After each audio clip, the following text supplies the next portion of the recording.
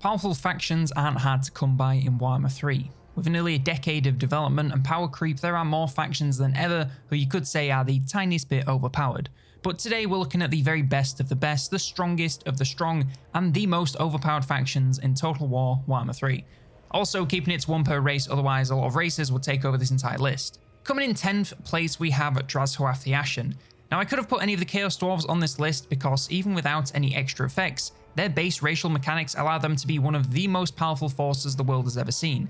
However, Drazhoath stands just a step above the other two, even with Astrogoth's exosuit. Basic racial stuff first, their economic potential is total insanity. Sure, it takes a few turns to get churning, but once the wheels of the industrial machine are well and oiled, you will print resources faster than you can spend them. Faction growth will only be limited by how much labor you can wrangle from nearby factions, and sure they may have an expensive roster with relatively expensive capacity upgrades, but it hardly matters once you get on a roll. Speaking of which, one of the most powerful rosters in the entire game and enough ranged firepower and armor to take on anything. They literally take the regular dwarf's gimmick and make it even better, whilst also lighting it on fire.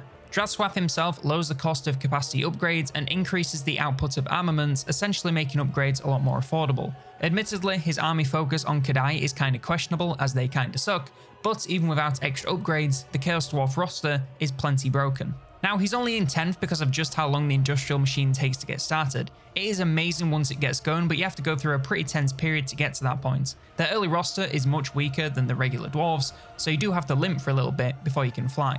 In 9th place we have Archaon the Everchosen. And you know, I think one of the reasons Archaon is so strong kind of flies under the radar. It's a little known fact that before he gets up for a day of razing the world to the ground, he actually fuels himself with some holy energy. You probably heard of drinks like holy before because let's be honest, they're pretty much everywhere at this point, but where others are rammed full of artificial flavors, preservatives, and even lead, holy is all natural, baby. Instead of being comprised of the contents of a biochemistry thesis, they're made up of all natural ingredients, resulting in tasty flavors that don't give you that artificial tummy trouble, and believe me, I should know.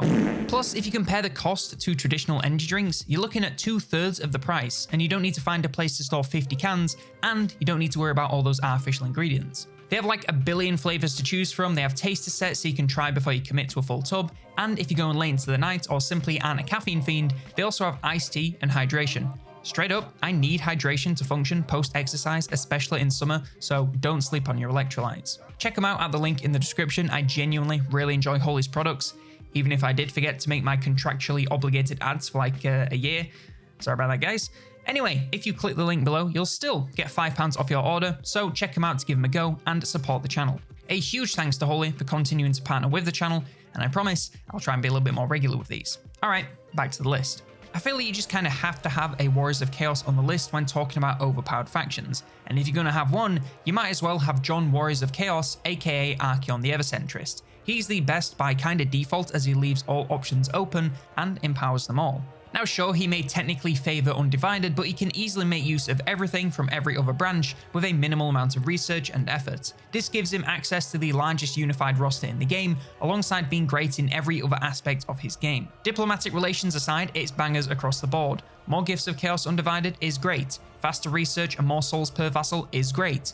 5% damage reduction for his entire army is, quite like something I know, small but mighty. And an extra 3% weapon and missile strength per rank may sound kinda weak, but remember the max rank is 9, so you're looking at a 27% stat boost for everything if you can get them trained up. On an elite army, that is utter madness.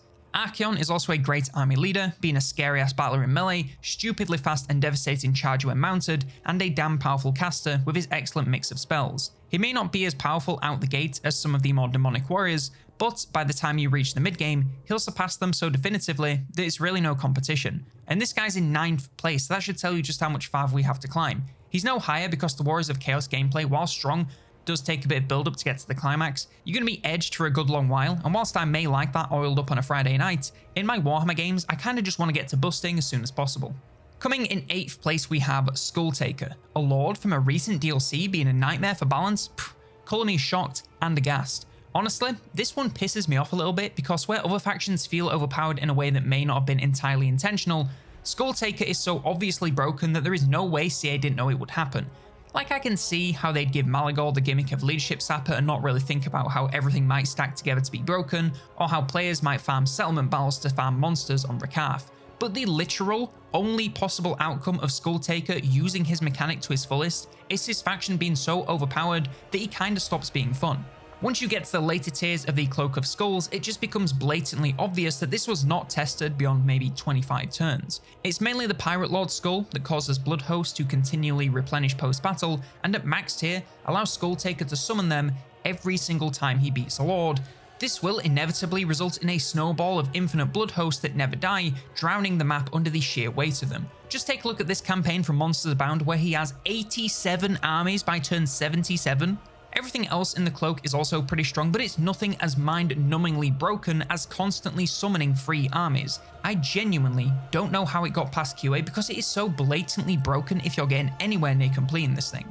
The only thing keeping this from being higher is the fact that it actually takes some work to get to the point of being completely broken, and in that time you can have a relatively normal overpowered campaign before the clown show begins. Coming in 7th place we have Malagor the Dark Omen. The Beastmen are another faction where you could choose any of them to be on this list, and I think it'd be hard to complain. Now you may be wondering why not Taurox, and you're probably right. At the height of his power, where all of his mechanics are working, he is one of the most broken lords in the game. However, Malagor doesn't need those extra mechanics, and honestly, he barely needs anything but himself, and all of his stacking skills and effects. Starting from the beginning, he's got that crazy Beastmen strength derived from their ability to raise entire provinces in no time, and spawn armies from seemingly nowhere.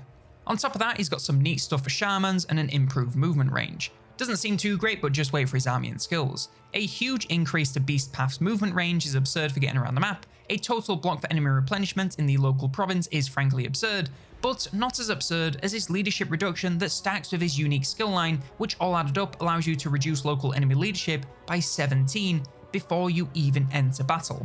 This can allow you to break enemy armies without even having to really battle them, especially if you make use of some of his spells or his aura, which reduces it by a further 8. All added up, the theoretical maximum is, I think, 41, so it's pretty crazy. Oh, he also gets a passive which lets him deal constant damage in an area around him, so just fly him over enemies and they shit their pants in fear and take damage over time without him even doing anything. The Beastmen are such a strong military force, so giving them such a crazy advantage before the fight starts is just lunacy.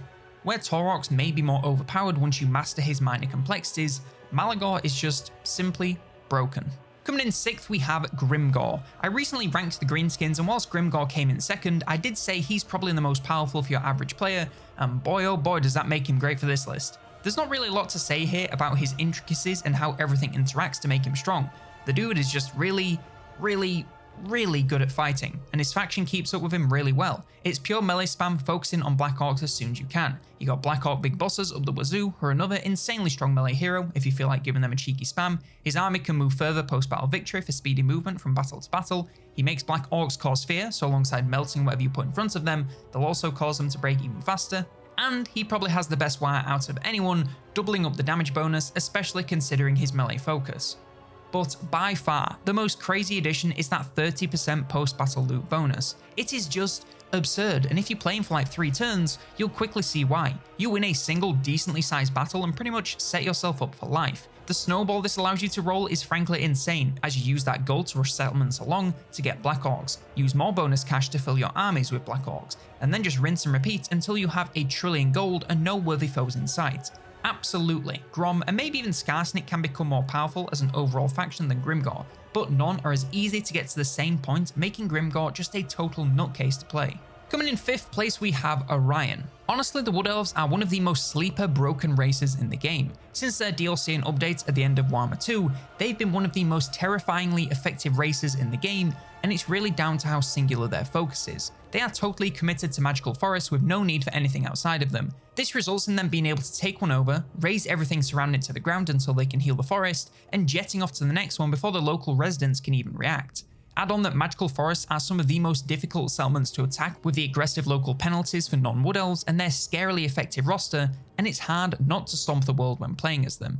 But among the Wood Elves, one stands out to me as the most broken of the lot, and that's Orion. And to narrow down why, it's not his cavalry focus in combat or his strong pairing with aerial, it's not even his world roots movement boost or frankly stupid upkeep reduction based on his number of wars. No, it's simply to do with his wild hunt events and how they relate to the deep roots. Normally the deep roots, aka teleporting around the map, has a fairly significant cooldown of 10 turns. This keeps things balanced as you can't continually hop armies around the world with no waiting. Well, the Wild Hunts literally throw that out the window and give it a actual 0 turn cooldown. This means you can use it as much as you want every single turn for 5 turns every 5 turns, aka a 50% upkeep on unlimited teleporting across the entire map, as long as it's to a magical forest. It is so ridiculous that it's honestly questionable if it's a bug or a feature. Technically, you also double the effects for your officers and a bunch of bonuses for Ryan himself, but none of that matters as you zip around the world at will. You grab as many magical forests as you can handle battling in a single turn and speedrun the campaign in no time. The Wood Elves are one of my favourite campaigns for pure, focused fun, and Orion makes them feel the strongest by far. Coming in 4th place, we have Elspeth von Draken. The year she came out, Elspeth was one of the most popular campaigns in the game, and it's really not hard to see why. First of all, you have that base of playing the Empire, so a well-balanced roster with some very respectable firepower at a range. However, with one mechanic, she takes that roster from strong to outright busted. Her Imperial Gunnery School allows her to upgrade pretty much every single ranged unit in the roster, and we're not talking simple stat boosts. We're talking explosive missiles on all gun infantry, 3 additional rockets for the Hellstorm rocket battery, and even regeneration for tanks, which I'm realizing is not as good as the other 2, but I ran out of bangers. Still, nothing here is worthless, and most options bring incredible levels of power to your roster, regardless of what army they're in or what rank they are. Plus, when you get to the Amethyst Armory, things only get more broken, if slightly more under control. That said, even without the Amethyst stuff, the Imperial Armour is one of the most simply overpowered mechanics to hit the game. It takes what's already one of the strongest areas of the Empire's roster and turns it up to 11, and on a cheeky upkeep reduction and faster leveling for those same units, and you have a faction that is nearly impossible to stop without a very big umbrella. In 3rd place, we have Rakarth. Now for another snowball, but this one does admittedly take a little bit longer to get rolling. I'm not going to beat around the bush and just say that the thing that makes Rakarth so damn strong is his monster pens mechanic. This allows him to capture monsters from battling, raiding, and sometimes just existing, and he can then use these monsters in his army to, you guessed it, battle, raid, and exist to collect even more. The sheer absurdity of this mechanic's power lies entirely in the level of monsters you can get hold of and how you do it. There's nothing saying you have to battle a Carnosaur to capture a Carnosaur. You just fight a Lizardmen settlement and hope you get lucky. There is a bit of random chance involved in how overpowered this is, so your mileage may vary, but if you stack the odds in your favour and spam battles which will get you powerful monsters, you can't really go wrong. The starting location on the coast of Lustria puts you in an excellent position to farm monsters in a matter of turns, and by the time you're ready to leave, you'll have elite monsters of all kinds coming out of your ears. As if all of this wasn't enough, these monsters can be used in any of his armies, so you basically have no need for regular recruitment. They all gain reduced upkeep, and in his army, bonus defense, which will never not be welcome. Rakarth also has a ton of abilities to buff monsters in his army and farm obscene amounts of gold, so that's also pretty nice. I could go on, but I've run out of things to say. Just know Rakarth is crazy if you can get over the minor issue of a wee bit of gambling. In 2nd place, we have Ikit's Claw. I think if you look somewhere at UK lore, nestled between a bunch of stuff about having shitty teeth and hating trans people, it probably says somewhere that Skaven have to appear somewhere in the top 3 when you're talking about overpowered things in Warhammer 3. Look, I've talked about how cracked Ikit is for years, so forgive me for doing the short version and sticking to the spark notes. All the same stuff that makes regular Skaven broken, aka the ambush stance, menace below, and generally being one of the most insufferable races in the game. Add to that a focus on ranged weapons teams, war machines and artillery, and the facilities to upgrade them all to high heaven. And if all that wasn't enough, toss in actual nuclear bombs for good measure. He will always be one of the most broken lords in the game, and it is really a testament to how out of control the power creep is that he's no longer at the top spot. Yes, in 1st place, I have Malachi Mackayson. Funnily enough, despite the numerous updates to dwarfs, I don't find their base racial mechanics that, I cannot emphasize the word that enough, overpowered. They're good, don't get me wrong, but they're not quite Skaven levels of ridiculousness. However, Malachi is perhaps the most bloated legendary lord in the game, and in my mind, undoubtedly the most powerful. First of all, he has his adventures, which are essentially little collections of quests which allow him to upgrade his artillery and war machines, aka the most powerful units in his faction.